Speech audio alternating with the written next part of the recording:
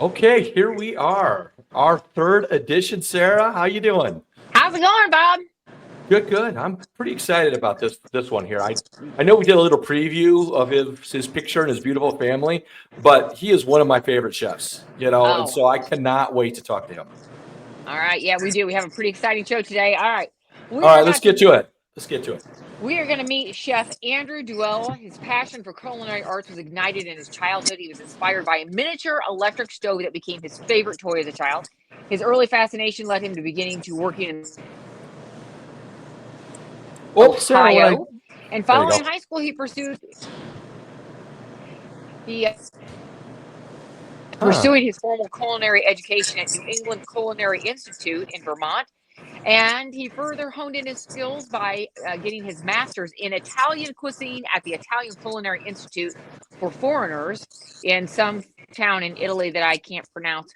But anyway, but I'm sure it was definitely a great training there. But throughout his career as Chef Andrew, he gained valuable experience from prestigious kitchens in Chicago and New York City, and he is a renowned I don't cook, so anyway, so it's LaCrue. Is it LaCrue? Is that what I would pronounce that? Anyway, a Rainbow Room stopped at the Rockefeller Center, and he returned to the Midwest to marry the most lovely Liz Tracy. And he has served as executive chef at the 2 award-winning Italian eateries in Chicago, and he moved back to Jacksonville, where he took the executive chef role at Hagel in Mount Sterling. So, Yay! Welcome, I know. Andrew. Thank you. Thanks for having me on the show. Listen to that. Listen to that. Okay, so I don't even know Man, where what to a start. resume. That's what I'm saying. I don't even know where to begin. So let's start with the ending and work our way to the beginning, in my opinion. What brought you back to Jacksonville, or is it even back? Are you from Jacksonville? I am not from Jacksonville. It's kind of a funny story. At the end of our stay in Chicago, Liz was getting opportunities in Springfield at the same time that I was given an opportunity in Mount Sterling. So Jacksonville really just landed us in the middle on the map. We met with a real estate agent, took a cruise around town, and we were like, yeah, we can live here. This is great. So that's how we ended up in Jacksonville. Neither of us are from here. So where are you from originally, and where's Liz from originally? Well, Liz isn't far. She's from Springfield, and that's where her opportunities landed her after law school in Chicago. Okay. I'm from Ohio, but it's What Midwest part? and What part of Ohio? Shaker Heights and suburbs of Cincinnati called Montgomery. Got it. So the north and the south. Yeah. That's awesome. Yeah. Well, good. So, Sarah, what do you think? Like, have you Well, been to his restaurant? I love his restaurant. You know, I have, and I have to tell you, I was sitting here as I'm reading your bio. I can't even pronounce some of the restaurants and some of the experience that you've had here. But so tell us a little bit about how you got into cooking. What made this your passion? I was born this way. You know, I was the kid in elementary school that checked But out. maybe we should unpack what "born this way" means. I love that. that. In a row, you know, there's pictures that you could find in like my parents' archive of me, and like I'm drawing a chef's hat, and the character had 6 fingers on his hands. You know, like it goes back to like before kindergarten. You know, I just always had a fascination with food and cooking and eating. You know, like my parents' best friend, or some of my best friends' parents, thought I was from a different planet because I'm like, wow, what's in that beef stew? I'm like, oh, I love this cabbage. You know, I love asparagus and Brussels sprouts, and I was the weird kid with like a deep passion for food. So, like in Ohio, where you grew up, you know, was there a lot more to do, or you know, it was just something that, you know, it occupied your time? I don't think it had much to do with Ohio, you know, and like not to put my mom down, but some of the stuff I'm like, man, I wish my mom could cook like this, you know, or like if it's like my best friend's mom's best recipe, you know. We won't my tell her mom you had said her that. best recipes, but I'm you sure know, she won't watch this. I bet like you know, like back to that beef stew, or going on a family vacation tasting Béarnaise sauce for the first time, like my first creme brulee. I remember all these experiences like it was yesterday, but in the back of my head, it was like, I need to learn how to do that. So what took you to Italy then? Because you kind of started here in the United States and then you went to Italy to learn even more. Like, tell us that story. So it starts my first internship after culinary school. I stayed with my aunt and uncle in Boston. And I had a lot of respect for them and their knowledge on food and their success. And they said, Andrew, and they said they're like, Andrew, when you get out of school, not right away, but we'll want to back you on your first restaurant. So like, oh, nice. I was like, wow, yeah. But they're like, but Andrew, before we do that, you need to get a broad experience. So in my head, I'm like, well, would have taken their advice regardless, but them saying they would back me up with a restaurant, I'm like, I guess the next step is going abroad. So at the time of graduation of my school in Vermont, like it wasn't if I'm going abroad, it was like, when am I going to go abroad? And at the time, I knew there was like two target places, either France or Italy, for like the top cuisines that really shine here in the United States at the time. This is 1998, 99. So it boiled down to visas in Italy were a lot more attainable than visas in France, and they were attainable for a longer period of time. So that's how I ended up in Italy. That's hilarious. It was about the visas that they. But by the way, you couldn't go wrong with either one of those options. I mean, the food in both of those countries are amazing. So I understand that it's. So at the restaurant we couldn't pronounce, it's Le Cirque 2000. So that's where Thank you. Yeah, that's where I made up some of the French training that I missed out on in Italy. And there's so many similarities in the two cuisines, but like there is some differences as well. So like it's important to understand, like my return from Italy, I went to a French restaurant that was Italian owned, and this was Le Cirque 2000. So I saw a huge degree of French cooking, but as well, there's the Italian influences because of the ownership. So how would you describe your restaurant now? Like, obviously there's a stove and you're certified, but would you call yourself an Italian restaurant, or how would you classify that? We started off that way, with the Neapolitan style pizzas and, with a lot of my experience and, you see my resume, it's heavily Italian influenced. But after a few years, I didn't want to be pigeonholed. So we stopped leaning on like Italian inspired, and it's more of like what's inspiring me at the moment, like the Valentine's menu tomorrow, like my Italian chefs, like heads would be spinning. It's way more French influenced, like hollandaise sauces. Yeah. Tell us about it. Yeah. So we're doing the main entree is certified Angus beef filet mignon, but the focus is the sauce, which is lobster poached in butter sauce mixed with hollandaise, and then we did a twist of mac and cheese. So it's a macaroni and cheese, but it's not a traditional form. The macaroni noodle is orzo pasta, which resembles like a grain of rice, and the cheese is mascarpone to make it super creamy. Oh wow! So that's kind of all over the place. Mascarpone's Italian, hollandaise is you're never gonna see that in Italy. It's very French, or right. Lobster poached in butter. That's very French. Where in Italy you'd see it poached in olive oil. So I like doing what I think is going to work together the best. If it's Italian or French, or the two together, it's two cuisines that are very easy to intertwine. They work well off of each other. Wow. I'm salivating a little bit. I don't know about you, Sarah.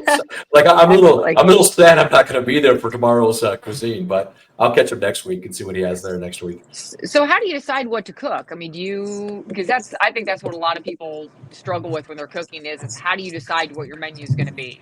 There's inspiration everywhere, and I need to seek it out sometimes, but sometimes Liz comes home from a business dinner and she'll share a photo and talk about her favorite parts of the meal. And that instantly sparks some inspiration, I'm like, I can take those ideas and and evolve them like with what I have in house, or like what ingredients like make sense to me, you know, if the whole dish doesn't make sense. I don't have much free time, but when I do, I always go back to like a dozen of my favorite restaurants that actually helped inspire us in the making of the little stove, you know. So I'll go back and I'll snoop through these inspirational chefs menus, and I drag inspiration from there, you know, like that's great, oh, I forgot about porchetta and I haven't used that in ages, or I just like, so that's a great form. But then as well, like I do some online classes, and you know, it's probably more directed for home cooks, but like it sparks idea. I'm like, oh my gosh, I haven't thought about that recipe in 18 years, you know, and then I can pull some inspiration that way.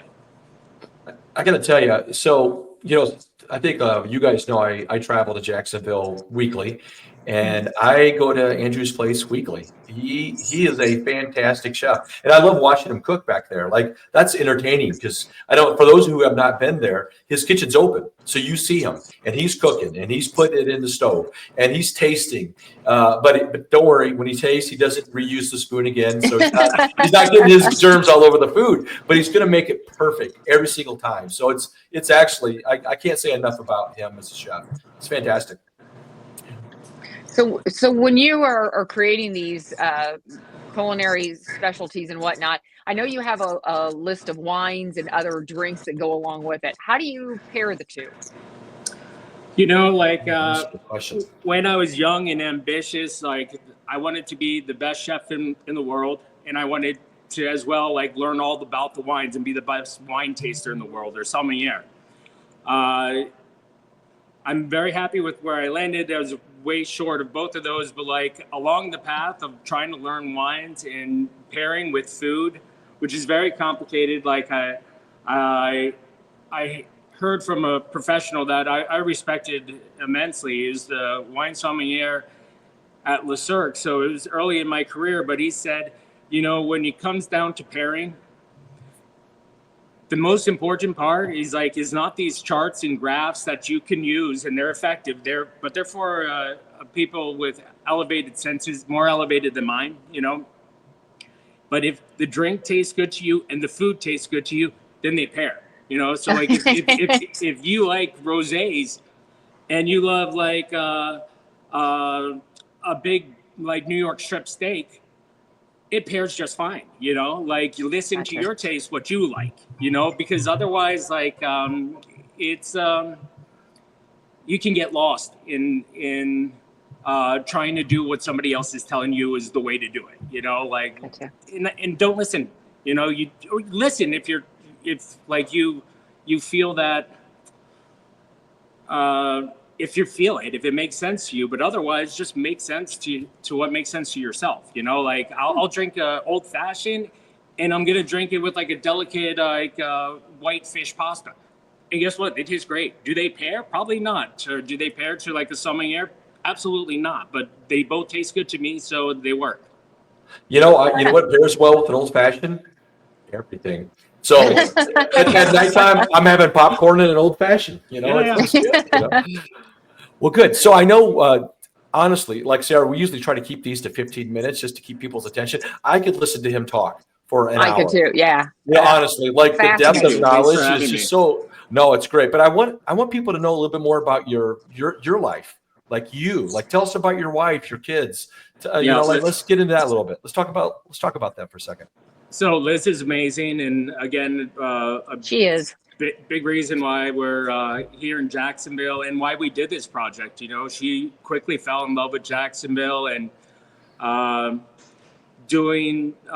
contributing and being part of the society, you know. And so the more involved Liz became, you know, she started thinking about like, what can we do to improve our community, you know, and what's missing, and like what skills that do I have and what skills Liz has that we can put together and bring something new to Jacksonville where we thought there was a void. So, you know, we did the open kitchen concept. It wasn't something that I have a passion for, cooking in front of other people. But when I'm at another restaurant, I love seeing an open kitchen concept. So we saw that as something our community was missing, a restaurant that provided that experience. And then as well, like quality wines and like more of like what we felt we were missing from living in Chicago and New York City. So Liz is a huge driving factor in this, and she had the eye for the design of the restaurant. You know, she picked out the layouts and developed everything, and like really is just a genius. It blows my mind like almost daily whenever I think about it, that we were able to do this without hiring a designer. It's actually an image that Liz had in her head from us talking about what voids are there that we can fill, you know? So it wasn't just the cooking that I can do and then the experience that I have, but it's like draft wine or like cocktails, you know, like now we have more options, you know, because I wasn't the only one and Liz wasn't the only one that saw these voids. So like other chefs and people have stepped up their game quite a bit, or they started a game, but really we were going off of Liz's vision. Wow. Oh, that's wonderful. Well, good. Tell me about your kids. They're amazing. 2 years apart. We've got a beautiful girl in the middle of like the oldest boy and youngest boy. They're all so different, but any parent can probably share the same thing about their kids. But the oldest is an athlete. He was born like his first word was ball, and he lives like that. You know, like if he'll play his guts out, and if it involves a ball, he's all on board. And then our daughter's like a little Liz, like a little beautiful diva, and so talented, but still finding what she wants. Like, is she going to be an athlete, or is she into piano? And she's done dancing. She's trying out all the things. And really, she just like, she looks up to any of the older girls. So like, she's still figuring it all out. And then the youngest is going to be our comedian. And if there's any chance of any of them following in my footsteps, it's going to be him. He's got an extra passion for food, cooking, sweets. Maybe he's going to be a pastry chef, or maybe I'm just wishful thinking. Dreaming, yeah. I have a picture of them right here. So this is your family right there. Yep, there they are. So that's a good picture. The youngest is in Liz's arms, and then the older two are. Pretty much what they do in real life. I love that picture of those two. Look at them look at each other. It's hilarious. They're right about to start causing trouble. You can tell that. I love it. All right. What questions do you have for us? Honestly, like I could probably talk for another hour with you, because Andrew, your experience and then what you do to the community, but also right there is fascinating. And I just love hearing you talk. But we also know that you have to get to work, because you got some pre-work to do before you open up and stuff like that. But what do you questions you have for us, or what do you want people to know before we move on? Oh, I'd just love to hear what you guys see for Jacksonville and what you're looking forward for from the growth and all the development taking place in Jacksonville right now. Well, I'm going to talk from an outsider perspective real quick here, if you don't mind. So from an outsider point of view, I could see it growing even in the last 4 months that I've been there. I just seeing the construction on the square. Before it got too cold, I used to sit on the square just to look at the traffic. I was just curious, like what kind of traffic patterns are on the square, and it's highly traffic. You know, like I was surprised by how much people go there. I love your Old Town movie theater. I think that is so cool. I haven't been there yet, but I need to get going there. I'm excited to see what else pops up. My biggest complaint is I wish some things were open on Mondays, because, you know, I come on Mondays into town, and then hey, Sarah, I just want to let you know your video went off. There it is. Yeah, now we're back. Okay. Sorry. Don't tell that to Liz, or we'll be open on Mondays. No. I don't think you should be open on Mondays, but, you know, a Goose is open on Mondays, so I usually go there. But, you know, I do love when you guys are open, because that's the place that I go to all the time. So the community is great. It's so I'm happy that you're there. I'm happy to be It is a great community. Well. And I hear wonderful things about your restaurant all the time. You make people very happy with your culinary skills, and that's got to be pretty rewarding for you, Andrew. Yes, thank you, Sarah. It's the best part about the job. You know what's really interesting that I never hear people talk about, but I know that we all love it. So when you're at the restaurant and you're being served, and you love, you know, and and everything's going really well. The food's great, and of course the company's always great. And then when you're kind of ready to go, sometimes it takes a while to pay and leave, but not at Andrew's place. Like when you're ready, you just step up. They know what table you are in because it's that kind of hands-on service, and then you pay and you go. There is no delay. It's pretty genius, actually. I think it adds to the experience. Well, good. Well, I Awesome. appreciate the time today. This is great. I really enjoyed Yeah, this. this is Can't a believe lot it's of been 20 fun. minutes. Thank you, Bob. Hey, Thank Andrew, you, Sarah. I know you're busy today. I know you're getting ready for the big weekend here, but we do appreciate your time, and you have awesome food. You're an inspiration. Oh, well, Yeah. thank you so much. I appreciate it. All right. Thank you. All right. See you guys. See you, Sarah. All right. See you, Bob. Bye. Bye, Bob. Bye, Sarah. Thank you.